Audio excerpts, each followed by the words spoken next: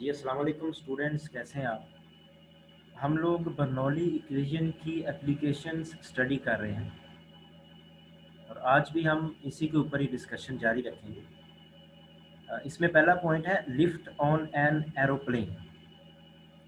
Bernoulli equation का एक result ये भी है कि भाई एरोप्लेन जो है उसको लिफ्ट ऊपर की तरफ कैसे मिलती है। तो जैसे लास्ट लेक्चर में हमने सीखा कि where there is high speed pressure will be low. Bernoulli equation से एक रिजल्ट हमें ये मिला है कि जहाँ पे स्पीड ज़्यादा हो जाती है वहाँ पे प्रेशर कम हो जाता है, और उस प्रेशर के कम हो जाने से हम एक्सप्लेन कर सकते हैं lift on an aeroplane. Lift on an aeroplane is due to Bernoulli's effect which states that where the speed of fluid is high the pressure will be low। होता यह है कि ये जो एरोप्लेन है आप देखते हैं कि उसको रनवे के ऊपर पहले हाई स्पीड से भगाते हैं। जब वो हाई स्पीड से रनिंग करता है तो फिर उसको लिफ्ट मिलती है, फिर वो अपवर्ड मूव करना शुरू हो जाता है। तो वो जो अपवर्ड मूव करता है उसको लिफ्ट कैसे मिलती है वो एक्सप्लेन करती है बर्नौली इक्वेशन। इस एरोप्लेन के विंग को इस तरह से डिज़ाइन किया जाता है कि इसके ऊपर वाली सतह पे विंग की दो साइड्स हैं, एक नीचे वाली है एक ऊपर वाली है। ऊपर वाली सतह का जो एरिया ऑफ क्रॉस सेक्शन है ये ज़्यादा बना दिया गया है। ये आपको नज़र भी आ रहा है, ये थोड़ा सा कर्व्ड है। तो इसकी वजह से जो स्पीड ऑफ एयर है, एयर यहाँ से आ रही है इधर से और उसके दो हिस्से हो गए, एक नीचे की तरफ फ्लो करके या दूसरी ऊपर से फ्लो करके जाएगी। तो जो एयर का हिस्सा ऊपर से फ्लो करके जाएगा उसकी स्पीड ज़्यादा हो जाती है। इस कर्व की वजह से जो पार्टिकल्स हैं वो ज़्यादा स्पीड से चलेंगे और यहाँ पे एक ही टाइम पे पहुँचेंगे। जो नीचे वाले जा रहे हैं वो स्लोली मूव करते रहेंगे और जो ऊपर की तरफ जा रहे हैं जिन्होंने एक ज़्यादा ट्रिप लेके आना है, ज़्यादा डिस्टेंस कवर करके आना है, वो ज़्यादा तेज़ी से फ्लो करेंगे। और ऊपर वाली सतह पे जो स्पीड है एयर की वो ज़्यादा हो जाएगी with respect to lower side. Pressure तो एयर ने लगाना है ऊपर से नीचे की तरफ भी और नीचे वाली एयर ने ऊपर की तरफ लगाना है, लेकिन ऊपर स्पीड ज्यादा होने की वजह से स्ट्रीम लाइंस जो है वो भी क्लोजर होंगी और नीचे स्ट्रीम लाइंस जो है वो दूर होंगी, अपार्ट होंगी। इसकी वजह से ऊपर वाली सतह पे जो प्रेशर है वो लो हो जाएगा with respect to lower side. नीचे वाली सतह पे प्रेशर ज्यादा रहेगा, ऊपर वाली सतह पे कम हो जाएगा। तो नीचे से ऊपर की तरफ हाई प्रेशर जो है वो इस विंग को अपवर्ड पुश करेगा। तो इस तरह से एरोप्लेन को अपवर्ड जो है वो लिफ्ट मिलती है। और अगर अप हाइट पे ले जाना है, उसको नीचे करना है, जहाज को अप डाउन मूव करवाना है, तो विंग्स की डायरेक्शंस ही चेंज करके उसको कंट्रोल किया जाता है। नेक्स्ट हमारे पास पॉइंट है स्विंगिंग ऑफ टेनिस बॉल। ये शार्ट क्वेश्चन है actually. Swinging of tennis ball. Tennis ball में जो स्विंग प्रोड्यूस होता है वो कैसे प्रोड्यूस होता है, तो बर्नौली इक्वेशन या बर्नौली इफेक्ट जो है इसको एक्सप्लेन करता है। तो स्विंग प्रोड्यूस किया जाता है actually to deceive the opponent player. सामने जो प्लेयर है, जो बल्लेबाज है, उसको धोखा देने के लिए स्विंग प्रोड्यूस किया जाता है। तो वो स्विंग जो है कैसे प्रोड्यूस होता है उसको भी हम एक्सप्लेन कर सकते हैं। अगर सपोज करें कि बॉल को बगैर स्पिन मोशन दिए फेंक दिया, स्पिन मोशन उसको नहीं दी, एज इट इज ही फेंक दिया, स्पिन करते हुए नहीं जा रही, अपने एक्सिस के अबाउट जो बॉल है वो घूमती हुई नहीं जा रही, तो फिर ये सिचुएशन होगी कि बॉल अगर इधर को जा रही है तो एयर जो स्ट्रीम लाइंस हैं वो अपोजिट डायरेक्शन में होंगी और कुछ लाइंस ऑफ फोर्स ऊपर स्ट्रीम लाइंस ऊपर से गुजर रही हैं, कुछ नीचे से गुजर रही हैं। तो एयर कुछ इधर को डिफ्लेक्ट होगी, कुछ इधर को डिफ्लेक्ट होगी और बॉल इनमें से गुजर गई। दोनों जो है, दोनों साइड की जो स्ट्रीम लाइंस हैं उनमें डिस्टेंस एक जैसा रहेगा, स्पीड ऑफ एयर एक जैसी रहेगी, तो कोई स्विंग प्रोड्यूस नहीं होगा। लेकिन जो नीचे वाली जो डायग्राम है इसमें दिखाया गया है, अगर इस बॉल को स्पिन मोशन दे के फेंका जाए, मतलब उसको घुमा के फेंका जाए। वो बाल जो है साथ में स्पिन मोशन भी कर रही है, आगे भी जा रही है। स्पिन मोशन करती अगर जाएगी एयर में, फॉर एग्जाम्पल इधर को बाल फेंकी है और इस तरह स्पिन है, ये क्लॉकवाइज स्पिन शो की गई है। क्लॉकवाइज स्पिन होगी तो वो स्पिन मोशन की वजह से बाल के पास जो एयर पार्टिकल्स हैं, उस एयर पार्टिकल्स को भी बाल जो है वो मूव करवाएगी इसी के अलोंग, जिस एक्सिस के अलोंग ये खुद मूव कर रही है, यानी कि क्लॉकवाइज। यानी कि ऊपर वाली सतह पे क्या होगा कि इसके करीब जो एयर है वो मूव करेगी इधर, और जो इससे दूर एयर है जिसमें से ये फ्लो करके जा रही है वो दूसरी डायरेक्शन में है, उन स्ट्रीम लाइंस की डायरेक्शन। तो यहाँ पे कैंसिल हो जाएंगी। कैंसिल होने की वजह से, ऑपोजिट डायरेक्शन की वजह से स्पिन मोशन इस तरह से है, और एयर जो है जिसमें गुजर रही है स्ट्रीम लाइंस इस तरह से है। ऑपोजिट डायरेक्शन होने की वजह से कैंसिल होगी। कैंसिल होने की वजह से एयर जो स्पीड है ओवरऑल ये स्लो हो जाएगी और प्रेशर हाई हो जाएगा। लेकिन डाउनवर्ड क्या है, जिस तरफ को स्पिन हो रही है उसी डायरेक्शन में तो एयर है, सेम डायरेक्शन है नीचे। इसकी वजह से क्या होगा कि नीचे वाली साइड पे जो एयर है उसकी स्पीड बढ़ जाएगी, ऊपर वाली साइड पे स्पीड कम हो गई है, ये जो डायग्राम आपको दिखाई गई है इसके मुताबिक, और नीचे वाली साइड पे जो है वो कम हो गई, यानी कि एक साइड पे ज्यादा हो गई है स्पीड और दूसरी साइड पे कम हो गई। जिस साइड पे स्पीड ज्यादा हो गई है एयर की, उस साइड पे क्या होगा कि प्रेशर कम हो जाएगा। On this side spinning ball will increase speed of air, air की स्पीड ज्यादा कर देगी स्पिन की वजह से, और प्रेशर कम हो जाएगा। अब प्रेशर कम हो जाएगा तो उससे क्या होगा कि भाई ऊपर हाई प्रेशर है, नीचे लो प्रेशर है, तो हाई से लो की तरफ एक फोर्स लगेगी, ये एफ फोर्स लगेगी इसको नीचे की तरफ, इस साइड। या अगर आप इसको लेफ्ट साइड कह लो, इसको राइट कह लो, तो लेफ्ट से राइट की तरफ फोर्स लगेगी। तो ये बाल जो है स्विंग कर जाएगी, कर्वेचर ले जाएगी, कर्व्ड पाथ ले जाएगी, किस तरफ को, लेफ्ट साइड। ठीक है, जिस तरफ स्पीड ज्यादा है उस तरफ प्रेशर कम है। तो roughness on ball, ball surface and laces on the ball are also important. अगर रफनेस ज्यादा रफ्ड है, ठीक है, लेसेस ज्यादा है उसके ऊपर, तो वो ज्यादा अहम है। क्यों? क्योंकि वो स्पीड को ज्यादा चेंज करेगी दोनों साइडों में। With a perfectly smooth ball you would not get enough interaction with air. अगर बहुत स्मूथ बॉल है, प्लेन बॉल है, तो उसका इंटरेक्शन नहीं होगा इतना ज्यादा एयर पार्टिकल्स के साथ, वो उनको मूव नहीं करवा सकेगी जो उसके पास होंगे एयर पार्टिकल्स, तो मूव नहीं करवा सकेगी, तो एयर स्पीड में डिफरेंस नहीं आएगा, दो साइडों पे डिफरेंस नहीं आएगा, तो स्पिन भी बहुत कम प्रोड्यूस होगा। और अगर रफनेस ज्यादा है और लेसिस इसके ऊपर ज्यादा है, तो फिर एयर स्पीड को वो ज्यादा चेंज करेगी, प्रेशर डिफरेंस भी ज्यादा आएगा, जिसकी वजह से स्विंग जो है वो प्रोड्यूस होगा। नेक्स्ट पॉइंट है हमारे पास बेटा विंचुरी रिलेशन। थर्ड एप्लीकेशन जो आपकी बुक ने लिखी है विंचुरी रिलेशन है, इसको विंचुरी इफेक्ट भी कहते हैं। और विंचुरी इफेक्ट क्या है?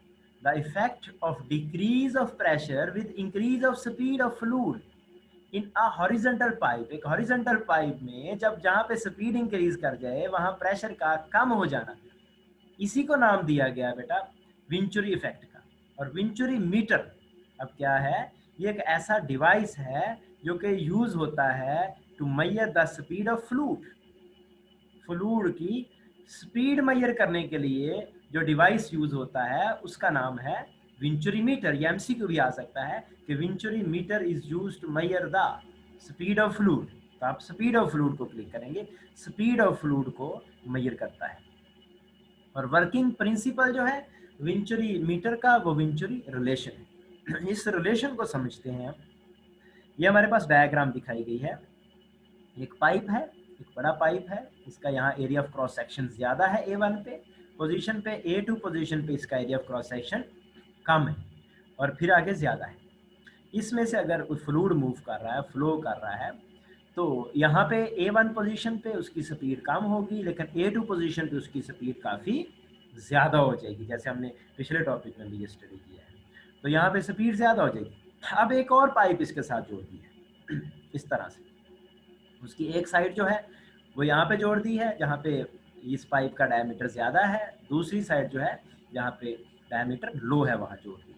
और इस पाइप में जो है एक फ्लूइड डाल दिया है जिसकी डेंसिटी ज़्यादा है, और आप ऐसा कह सकते हैं मोबिलाइल वगैरह इस तरह की कुछ चीज़ डाल दी है जिसकी डेंसिटी ज़्यादा है, और वो यहाँ जो है वो नीचे वाली सतह पे रुका रहेगा।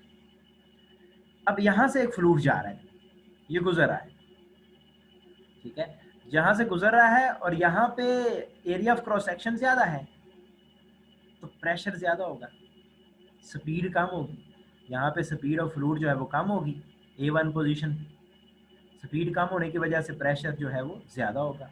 और A2 पोजीशन पे क्या होगा कि स्पीड जो है वो ज़्यादा हो जाएगी तो प्रेशर जो है वो कम हो जाएगा। अब जहाँ पे प्रेशर ज़्यादा है वो ये जो नीचे लिक्विड था, जो फ्लूइड था हाई डेंसिटी का, उसको वो ज़्यादा नीचे की तरफ प्रेस करेगा। तो ये आप देख रहे हैं ये यहाँ तक चला गया, यहाँ पे प्रेशर ज़्यादा है, और जहाँ पे स्पीड ज़्यादा है वो कम प्रेस करेगा। एक्चुअली तो ये आम हालत में तो ये होगा, अगर इस ऊपर वाले पाइप में फ्लूइड फ्लो नहीं कर रहा तो नीचे वाले पाइप में जो फ्लूइड है वो बराबर रहेगा, इसकी हाइट दोनों साइड पे बराबर रहेगी, इक्वली डिस्ट्रीब्यूट होगा। लेकिन जब यहाँ पे ऊपर फ्लूइड फ्लो करना शुरू कर देगा तो उसकी वजह से प्रेशर लगेगा, इसके ऊपर प्रेशर लगने से ये नीचे प्रेस हो जाएगा और यहाँ से थोड़ा ऊपर चला जाएगा क्योंकि यहाँ पे प्रेशर कम है। तो प्रेशर का डिफरेंस ये शो करा है कि P1 प्रेशर ये है, ये लार्जर प्रेशर है, और P2 जो है ये कम प्रेशर है। प्रेशर का डिफरेंस आ जाएगा, किस वजह से आएगा? स्पीड की वजह से। ये एक्सपेरिमेंटली भी ऑब्जर्व किया। अब यूजिंग बर्नौली इक्वेशन, आप बर्नौली इक्वेशन लगा दो, इसके ऊपर आप रिलेशन बना सकते हो। बर्नौली इक्वेशन आपको पता है कि तीन चीज़ों का जो सम है वो हमेशा कांस्टेंट रहता है। किसके लिए? आइडियल फ्लूइड के लिए। और आइडियल फ्लूइड की तीन आपको कैरेक्टरिस्टिक्स जो है वो पता है, जो कंडीशन है उसकी। तो पहला पॉइंट है प्रेशर, दूसरा है kinetic energy per unit volume, और तीसरा है potential energy per unit volume. तो ये दोनों जगहों पे, चाहे A1 पोजीशन है ये वाली लार्जर डायमीटर के लिए, चाहे स्मॉलर डायमीटर के लिए, दोनों के लिए इनका सम जो है वो इक्वल रहता है। P1 plus half rho V1 square plus rho g H1 equal आ जाएगा P2 plus half rho V2 square plus rho g H2। Pipe is horizontal, क्योंकि पाइप हॉरिजॉन्टल है, जैसे ये पाइप हमने रखा हॉरिजॉन्टल रखा हुआ है, इसके सेंटर से जो हाइट है अर्थ से लेकर, या अर्थ की सरफेस से लेकर इसके सेंटर तक जो हाइट है, और यहाँ पे इसके सेंटर तक हाइट, ये तो बराबर होगी, तो पोटेंशियल एनर्जी तो सेम रहेगी। पोटेंशियल एनर्जी ये जो पर यूनिट वाली है, रो जी H1 और रो जी H2 बराबर हो जाएगी, H1 H2 बराबर होने की वजह से। ये टर्म्स तो गई, दोनों एक जैसी हैं तो कैंसिल हो जाएंगी। अब ये बची है टर्म, दो बची गई इधर और दो इधर बच गई। अब आप क्या करो कि P1 माइनस P2 कर लो, इसको इधर ले जाओ, half rho V2 square minus V1 square. अब इस पाइप का जो एरिया है A2 वो कम है A1 से, तो A2 is less than A1। तो A2 अगर very very less than A1 है तो V1 will be very very less than V2। इसका मतलब है यहाँ पे फिर स्पीड बहुत ज्यादा हो जाएगी और यहाँ पे कम होगी, ठीक है ना। तो इस तरह जो है आपको कि V1 जो अगर बहुत कम है तो इसको इग्नोर कर दो, फिर निगलेक्ट कर दो। निगलेक्ट करके आप P1 minus P2 is equal to half rho V2 square, ये रिलेशन बना सकते हैं। तो विंचुरी रिलेशन यही है, इससे आप स्पीड का पता चला सकते हैं। अगर आपको प्रेशर्स का पता हो कि प्रेशर डिफरेंस कितना है तो आप स्पीड फाइंड कर सकते हैं। कहाँ पे? जहाँ पे पाइप जो है वो नैरो है। और इसका जो यूज है वो हम देखते हैं। इसका यूज जो है यहाँ हो रहा है कार्बोरेटर ऑफ कार का जो कार्बोरेटर है वो एक्चुअली मिक्स करता है एयर को और पेट्रोल के फ्यूम्स को या ड्रॉपलेट्स को, इनको मिक्स करके जो है वो आगे बेचता है कंबस्चन के लिए। तो कार्बोरेटर का काम ये होता है कि मिक्सिंग करे, किसकी? एयर की और पेट्रोल की। एयर और पेट्रोल का मिक्सर जो है, एयर की मौजूदगी में पेट्रोल ने जो है वो जलना होता है, उसकी कंबस्चन होनी होती है, तो इसलिए इसको मिक्स करता है कार्बोरेटर ऑफ कार। वो भी इसी असूल के तहत काम करता है। इसमें ये जो कार्बोरेटर को इस तरह बनाया होता है, ये जो डायग्राम दिखाई गई है कि यहाँ से एरिया ऑफ क्रॉस सेक्शन ज़्यादा है, यहाँ कम हो गया एरिया ऑफ क्रॉस सेक्शन, तो स्ट्रीम लाइन्स क्लोजर हो जाएंगी, स्पीड ज़्यादा हो जाएगी। यहाँ पे इनलेट लगाया हुआ है जो कि पेट्रोल से आ रहा है, तो यहाँ पे स्पीड ज़्यादा होने की वजह से जो पेट्रोल है उसके ड्रॉप्स अट्रैक्ट होंगे इधर लो प्रेशर की तरफ, लो प्रेशर की तरफ आएंगे और इसमें मिक्स होना शुरू हो जाएंगे।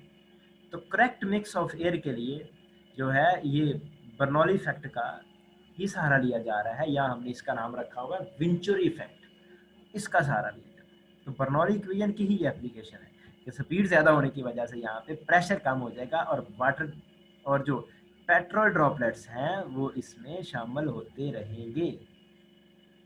ऐसी एक ये डायग्राम आपको दिखाई गई है कि a chimney works best when it is tall and exposed to air currents।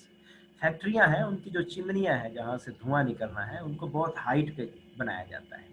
जैसे ब्रिक्स किल्न है, भट्टे हैं इसके ईंटों वाले, वो भी ज़्यादा हाइट के बनाए जाते हैं।